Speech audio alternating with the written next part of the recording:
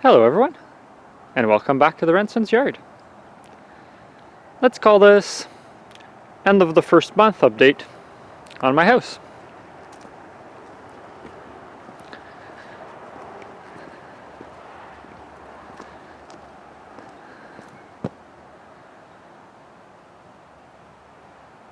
We got a bit of a surprise yesterday. They had a cancellation and were able to come drill the well. So we won't have to have water out of a bucket for the winter. That's pretty nice. A bit expensive, but once it's done, so can't complain.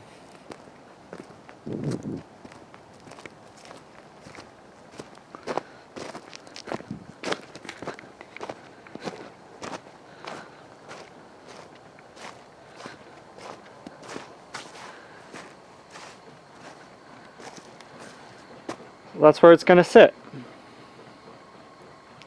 A bit further away from the house, but realistically that's as close as you could get with the truck before the trench would start to collapse.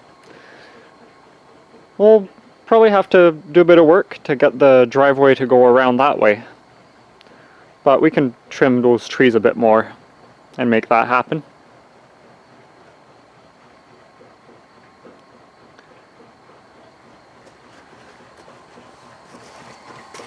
Looking down here,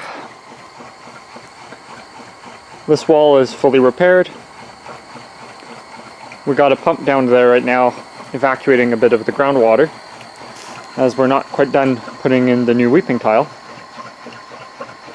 We're just around the corner there, and the blue stuff is the waterproofing project. The rest of this wall we're still waiting for the parging to dry, and then we'll get that all covered up today.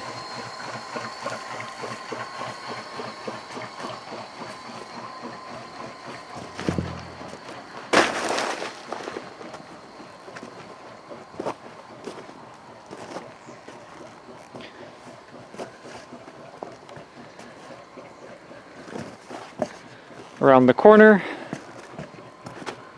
so this is the north side by the chimney. We've started to backfill in this area. So we got our insulation that's 2 inches and 1/8 thick for about a value of R10. So with that much insulation, I should be good to not need any on the inside. Only this layer on the outside will be sufficient for the basement to be warm. And behind that fabric is the new window that we got fitted. And the fabric is just to protect the foam while we backfill with gravel. This is the gas meter. And as you can see, that natural gas supply pipe is not very deep at all. So we might end up digging most of the way to the street and having it lowered a few inches so it'll be safe to drive on.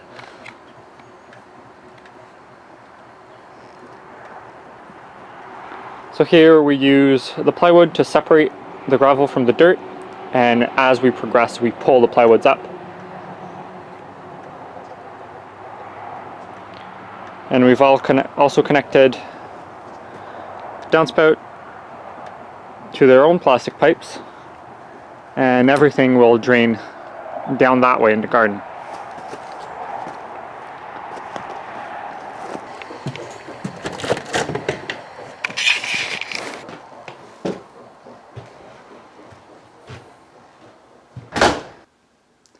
There. We got the electrical done here in the entrance. So now we got a switch for downstairs, the outside light, and the first one is for the kitchen. We got the chandelier removed and just replaced for a light bulb for now. And we've also pulled some of the paneling in here. Eventually we'll take the small window that we removed from the green bathroom, and that's going to go on that wall right there. In the basement, not much has happened, but we got the fireplace hooked up to heat up the house for now. We got that one brand new window.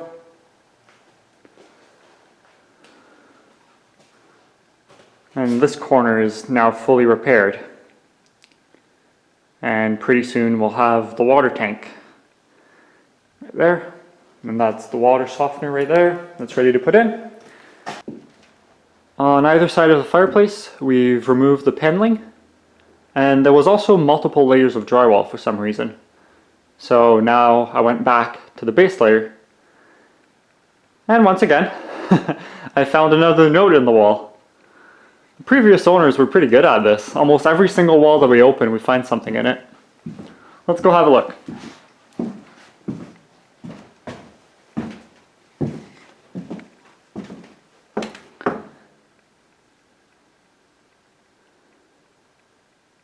This home was built in the spring of 1968 by Mr. and Mrs. Betty Pollins for the cost of $12,500 Canadian. We repaired this wall in 1992. The fireplace was built in 84 for $2,800. And that's February 20, 1992.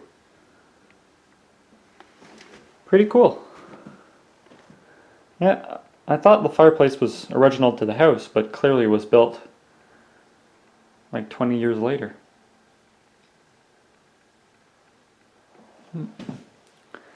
And over by the window, we finally got to pulling the couch, because we're trying to figure out what we're going to do with this flooring here. Either getting it refinished, or perhaps we'll just continue the flooring from the kitchen and go right over it. I'd love to save it, but we'll see how expensive it might be to get it refinished, and if we can find someone at all that's able to do that. So over here, it looks like the window was downsized from the original. Probably would have been a one-piece picture window, or probably a three-piece actually. And now they went for this four-piece bow window. But when they did that, they just filled in the gap with 2x4s. So that whole section of the wall is just stacked 2x4s. And pretty much the same deal over here. When they replaced the door and the window, they just filled out the gaps with wood. Structurally it might be fine, but for insulation purposes that's quite ridiculous. Because the one with the black paper here, that's probably the original window frame. So up top they've retained the original height, but at the bottom there's definitely been some changes. So at some point we'll have to pull all the drywall out of that wall and probably attempt to fix that. The plan was to change the window anyways, and at that point I would also change the door to have clear glass instead of frosted on the lakeside.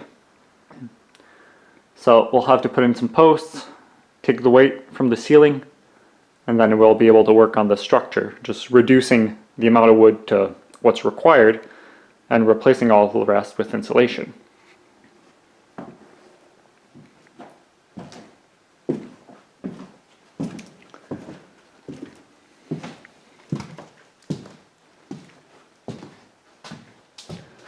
So looking this way, we got the one wall framed in for the bathroom, and we also have the lights going on.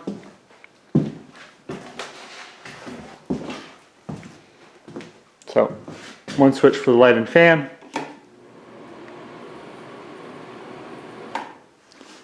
and another light where the counter is going to be. Other than that, we patched in some of the holes in the drywall. There's actually quite a few of them where we pulled off some of the old walls, moved the doors, and some holes we had to cut out just to help to do the electrical. But that's about it for now. We'll definitely have the basement all filled back in pretty soon, and then the next thing is going to have the water to be plumbed up to the house. So, I hope you guys enjoyed, and see you then.